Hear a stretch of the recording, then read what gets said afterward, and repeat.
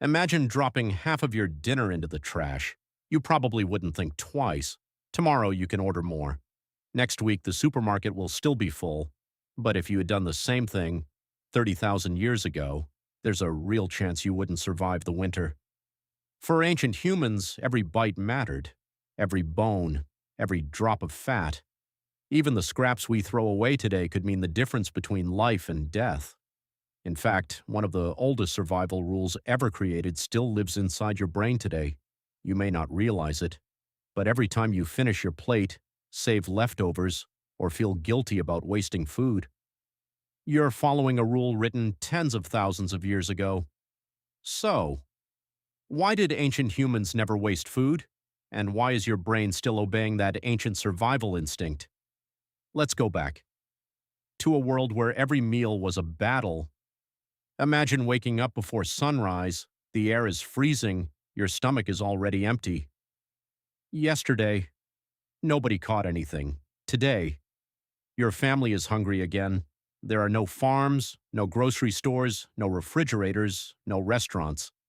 The only way to eat is to find food before something else finds you.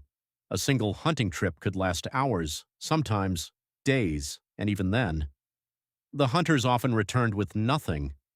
Researchers studying modern hunter-gatherer societies have found that hunting success can vary dramatically. On many days, large game hunts fail completely, making every successful catch incredibly valuable. That uncertainty shaped every decision, because nobody knew when the next meal would come. Imagine finally spotting a deer after walking nearly 20 kilometers. Your heart races, everyone becomes silent. One mistake, one snap branch, one sudden movement, and the animal disappears into the forest. Hours of effort, gone, no food, no second chance. For ancient humans, calories were like money in a survival bank account, except there was no bank, only your body. Every bite you wasted today could become tomorrow's hunger, and tomorrow's hunger could become next week's funeral. The hunt is finally over. After hours of tracking, sweating, waiting, the hunters succeed. A massive wild deer lies on the ground. Today, the tribe will eat. But something surprising happens. Nobody rushes to take only the meat, because to ancient humans, the animal wasn't just food, it was an entire survival kit. The first thing they valued wasn't always the muscle, it was the fat. Today, many people cut fat away. Ancient humans did the exact opposite. Fat was one of the richest sources of energy available. A small piece of animal fat could provide far more calories than the same amount of lean meat. During freezing winters, those extra calories could mean surviving another day. Children, pregnant women, and injured tribe members often benefited the most from these precious energy-rich foods. Nothing was thrown away, not the liver, not the heart, not the kidneys. These organs were packed with vitamins and minerals that ancient people couldn't get from supermarkets, because supermarkets didn't exist. To them, these weren't strange foods, they were some of the most valuable parts of the animal. Then came the bones. Most people today see bones as useless. Ancient humans saw hidden treasure. Inside many large bones was soft bone marrow, rich, creamy, loaded with fat and nutrients. After every successful hunt, people cracked open long bones with heavy stones. Every last bit of marrow was carefully removed. Even broken bone fragments sometimes became useful tools. Some were sharpened into needles, others became fish hooks, awls, or carving tools. The skin was never wasted either. Animal hides became warm clothing, blankets, shoes, shelters, water bags, even baby carriers. One successful hunt could provide food, clothing, tools, and materials for weeks. Imagine throwing away something that could become your winter coat. No ancient hunter would ever do that. The tendons connecting muscles to bones were also incredibly valuable. After drying, they became incredibly strong natural cords, perfect for tying spearheads, making bows, repairing tools, or sewing clothes together. Even the stomach and intestines found new purposes. After careful cleaning, they could be used to carry water, store food, or even create simple cooking containers. To modern eyes, it may seem unusual, but for ancient humans, waste simply didn't exist. Everything had another purpose. Every piece had another life, because nature had already done the hard work. Throwing any part away was like throwing away tomorrow's chance to survive, and that mindset became deeply rooted inside the human brain. A lesson repeated, meal after meal, generation after generation, for thousands of years. Long before money existed, food was the world's most valuable currency, and ancient humans treated every single bite like gold. Imagine killing an animal that weighs over 200 kilograms. Your tribe has finally secured enough food, but a new problem appears. How do you stop all that meat from rotting? Today, you open a refrigerator or put food in a freezer. Ancient humans had neither. If they didn't preserve their food, days of hard work could disappear in less than a week. So they learned one of humanity's greatest survival skills, food preservation, thousands of years before electricity. Humans were already mastering nature. One of the oldest methods was simple, drying. After cutting meat into thin strips, they hung it where sunlight and moving air could slowly remove moisture. Without enough water, bacteria struggled to grow. The meat became lighter, harder, and could last much longer than fresh meat. In colder regions, nature itself became the freezer. Snow, ice, and frozen ground protected food for weeks or even months. Some groups buried meat beneath snowbanks. Others stored it inside deep caves where temperatures stayed cool throughout the year. But drying wasn't the only trick. Then came smoke. Ancient people discovered that smoke did more than add flavor. The chemicals in wood smoke helped slow the growth of bacteria and insects. Large pieces of meat were carefully hung above slow-burning fires, hour after hour, day after day. The smoke wrapped around the meat like an invisible shield. The result? Food that could survive long journeys, harsh winters, or weeks without another successful hunt. Sometimes, the tribe couldn't finish an entire animal immediately, so they shared it. Not just because they were kind, because sharing increased everyone's chances of survival. Today you help me, tomorrow I help you. That simple idea became one of humanity's strongest survival strategies. Anthropologists studying hunter-gatherer societies have found that food sharing reduced the risk of starvation when hunting success was unpredictable. In other words, no hunter succeeded every day, but a tribe working together had a much better chance of surviving. Food wasn't private wealth, it was community insurance. Even children learned this lesson early. Nobody grabbed more than they needed. Everyone understood one painful truth. The next successful hunt might not happen tomorrow, or next week, or even this month. Every piece of preserved meat represented something greater than food. It represented time, time to recover, time to heal, time to survive until luck returned. And that's why wasting food wasn't simply careless, it was dangerous. Every dried strip of meat, every smoked piece, every carefully stored bone was another promise that the tribe might survive one more winter. Long before written laws, ancient humans lived by one unbreakable rule: protect today's food, because tomorrow is never guaranteed. Imagine waking up and realizing there is no food left, not a single piece of dried meat, no berries, no fish, no roots, nothing.